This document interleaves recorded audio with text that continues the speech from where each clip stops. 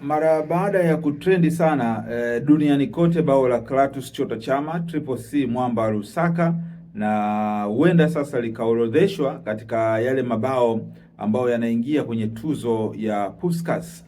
Kabla tujaeleza kile ambacho kimetokea zaidi, tunakuletea wachezaji watano ambao hawa ndio wamewahi kushinda tuzo ya Puskas. Tunakuletea watano tu, tunajua wapo wengi, lakini hawa ni watano ambao tunatamani uweze kuwafahamu ili ujue tuzo hii ina ukubwa kwa kiasi gani, tuzo hii ina ukubwa kwa namna gani. Hata kama Clatous Chota Chama jina lake, goli lake likijitokeza pale, it means ni heshima kubwa kwa soka la Tanzania, ni heshima kubwa kwa Simba, ni heshima kubwa kwa Clatous Chama, ni heshima kubwa pia kwa mpira wa Afrika, kwa sababu wachezaji ambao wamewahi kushinda hii tuzo sio wengi sana. Hata Lionel Messi mwenyewe pia hajawahi kushinda tuzo hii. Sasa sikiliza wachezaji ambao wamewahi kushinda tuzo hii na miaka ambao wameweza kushinda. Kwanza Cristiano Ronaldo, huyu ndio ambaye alichukua tuzo ya kwanza kabisa ikiwa inaanzishwa ya Puskas. Goli lake kali kabisa kama tunakumbuka vizuri kwenye ligi ya mabingwa barani Ulaya ndio ambayo iliweza kumpa tuzo hiyo ya Puskas, akifunga dhidi ya FC Porto. Najua wengi tunakumbuka, ilikuwa ni mwaka 2009 ndio tuzo ya kwanza inatolewa, na aliyoitoa tuzo hiyo ni Cristiano Ronaldo. Na kabla sijaendelea mbele, labda uweze kufahamu msingi wa tuzo hii ya Puskas ni upi. Tuzo hii iliundwa kwa heshima kubwa kabisa ya mchezaji mwenye viwango, mashuhuri, maarufu duniani, ambaye huyu alikuwa anatokea taifa la Hungary. Alikuwa anaitwa Ferenc Puskás. Ferenc Puskás ndio mchezaji ama mfungaji bora wa muda wote. Kwa hiyo tuzo hizi zilianzishwa ili kuweza kuenzi kile ambacho amekuwa akikifanya. Sasa mara baada ya kumtaja Cristiano Ronaldo kushinda tuzo hiyo mwaka 2009, aliyefuata ni yupi? Nadhani nikuletee sasa ule mwaka wa 2011. Swaiba wake Cristiano Ronaldo ndio ambaye pia naye alishinda tuzo hiyo. Huyo sio mwingine ni Neymar Jr. Neymar Jr alitia kamba pekee ama alifunga goli la pekee dhidi ya Flamengo kama mnakumbuka vizuri, akiwa Santos. Ndiyo Neymar akachukua tuzo hiyo pia 2009, lakini pia katika ule mwaka 2013 Zlatan Ibrahimovic, nadhani tunamkumbuka jinsi ambavyo alifanya makubwa. Alifunga mpira ambao ulikuwa zaidi ya mita 30, zaidi ya mita 30. Mechi ya kirafiki ilikuwa dhidi ya Uswidi kama tunakumbuka vizuri. Zlatan Ibrahimovic alifunga.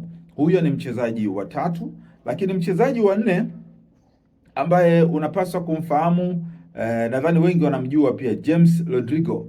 James Rodrigo yeye pia anakuwa mchezaji wa nne kutoa tuzo ya Puskas, tuzo kubwa inayotolewa na FIFA, Puskas. James yeye alifunga kwa shuti kali kabisa, ilikuwa ni mwaka 2014 dhidi ya Uruguay. Kwa hiyo tunaenda sawa hapo, mwaka 2014 dhidi ya Uruguay, James Rodrigo ndio ambaye alitoa tuzo hiyo ya Puskas. Lakini mchezaji kipenzi wa Liverpool, nadhani nikitaja Liverpool wengi wanajua aliyekuwa mchezaji kipenzi, na huyu si mwingine ni Mo Salah ama Mohamed Salah, ambaye huyu yeye alitoa tuzo hii mwaka 2018. Alifunga dhidi ya Everton pale Anfield. Alifanya jambo zuri ambalo mwisho wa siku akapata tuzo hiyo. Kwa hiyo sasa nimekuletea wachezaji watano ambao ni Ronaldo, Zlatan Ibrahimovic, Neymar na James Rodrigo, bila kumsahau Mo Salah. Hapo hatumuoni Lionel Messi, ambaye Lionel Messi jina lake ama magoli yake kadhaa yali nominated kama mara 7 hivi, lakini hayajafanikiwa kuweza kuwa mshindi ama kuwa tuzo namba 1 kupata tuzo. Lakini ndio magoli yake Lionel Messi yamehusika mara nyingi zaidi, tuseme yamehusika mara nyingi zaidi kuliko wachezaji wengine, ila katika mara zote zaidi ya mara 7 ambazo Lionel Messi amehusika kuwania tuzo hiyo, magoli yake bado alikuwa hajawahi kuipata.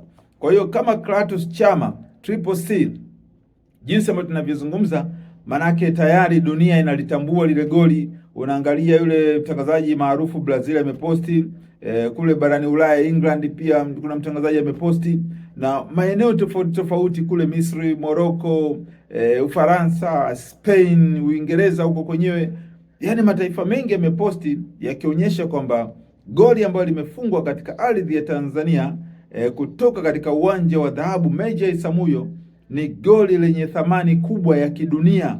Nadhani watu wa Simba inabidi wampongeze sana Clatous Chota Chama kwa jinsi ambavyo ameiheshimisha klabu ya Simba, ameuheshimisha mpira wa Tanzania na anaonyesha ni mchezaji wa klasi gani. Lakini kabla pia tujamsifu Clatous Chama, Chota Chama Clatous, tazama jinsi ambavyo pasi inatolewa na Kibisawale Eli Mpanzu, anavyochukua mpira anaubetua kidogo hivi, alafu anamtazama Clatous Chama ambaye hajafika eneo la tukio, lakini yeye anahisi kwamba huyu akili zangu na yeye tumejaradia pamoja, ninapoipiga pasi pamoja, yeye hayupo katika space, lazima atasogea kukimbilia ile eneo ambalo linapiga. Kwa hiyo walikommunicate kiroho, walikommunicate ndani kwa ndani bila kuangalia macho ya nyama yanasema nini. Ndipo ambapo unaanza kulitengeneza hili goli kubwa, goli ambalo kwa sasa katika ardhi ya Tanzania hatujui magoli mangapi yatafungwa, lakini hili la Clatous kwanza limekuwa goli maarufu kuliko magoli yote ambayo yamewahi kufungwa kwenye nchi ya Tanzania. Tukumbuke hiyo ni goli la kwanza kupata umaarufu kuliko magoli mengine ambayo yamewahi kufungwa. Yapo magoli mazuri ambayo yaliwahi kufungwa yakatingisha katika vichwa vya habari, lakini mengi yalikuwa ni ukanda wetu tu, ama Dar es Salaam yetu, ama Tanzania yetu, ama Afrika Mashariki. Lakini goli la Clatous Chama limeenda viral dunia nzima. Kwa hiyo linaashiria kwamba hata kwenye zile tuzo za goli bora la msimu, kama hakutofungwa goli lingine la namna hii, mimi nadhani hili litakuwa ni goli bora. Ingawa pia goli la Fabrice nimeliona yeye anatuliza kwa kichwa, anaiwekea mbele kidogo, anapiga acrobatic na kubali bila kuangalia goli, anafunga vizuri sana. Lakini linazidiwa na Clatous Chota Chama kwa namna ambavyo aliutokea mpira, yani alipotoka, zile hesabu ambazo alizifanya Clatous Chama ndio unagundua kwamba ameliongezea thamani hili goli. Kwa hiyo mengi yanazungumzwa. Ukweli ni kwamba tusubiri tuone kama litaweza kweli kuingia, ingawa kura za watu wengi kupitia mitandao mbalimbali, maana yake wengi wape wengi wakubaliane katika hili, inaonekana lazima lipenye hili goli. Sasa linapopenya vipi, litashinda? Ndio hapo sasa sisi hatuwezi kujua, lakini ikumbukwe hili goli limefungwa kwenye dabi ya Kariakoo, dabi kubwa barani Afrika ya 4. Ukitoa dabi ya Misri huko kina Zamalek na Ahly, hii ni ya 4. Kwa hiyo unagundua kwamba limefungwa sehemu sahihi, ingawa limefungwa katika uwanja wa Meja Isamuhyo, uwanja wa jeshi, uwanja wa heshima, ambao pamoja na mvua kunyesha, lakini haujazuia kutoa goli ambalo halijawahi kutokea tangu msimu kuanza. Nadhani pia tu kwa sababu ya wachezaji wa Simba wameshindwa kushikilia, wameshindwa kumheshimisha Clatous Chota Chama, lakini kama wangekomaa, wangejikomiti mpaka dakika 90 lile goli lidumu, nadhani nderemo za watu wa Simba zingekuwa kubwa zaidi, vipyenga vingesikika zaidi, na hata sasa Simba wataki kukaa kinyonge, kwa sababu hili ndilo goli ambalo linawatofautisha wafungaji wengine kwa misimu mbalimbali. Ingawa yalifungwa magoli mazuri, lakini ukimtazama Clatous Chota Chama hadhi yake, mchezo wenyewe, hadhi yake, value yake, unakuja kugundua kwamba ana kitu cha ziada, ana kitu cha ziada, na pengine talanta yake alizaliwa kucheza Simba. Mimi niseme tu Chama amezaliwa kucheza Simba, na ndio maana hata kule alipoenda Young Africans hatujaona akiwika vizuri sana. Singida Black Stars alifanya vizuri, lakini anaporejea kwa wekundu wa Msimbazi Simba ndiyo kama nyumbani kwake. That's why tunaona mbunge mmoja amesikika kule Dodoma, amesikika akieleza kwamba ikiwezekana apewe uraia Lakini ingawa raia mtu aombewe, raia mtu anaomba yeye mwenyewe kwamba kwa hiari yake yeye mwenyewe amekubali kuwa Mtanzania.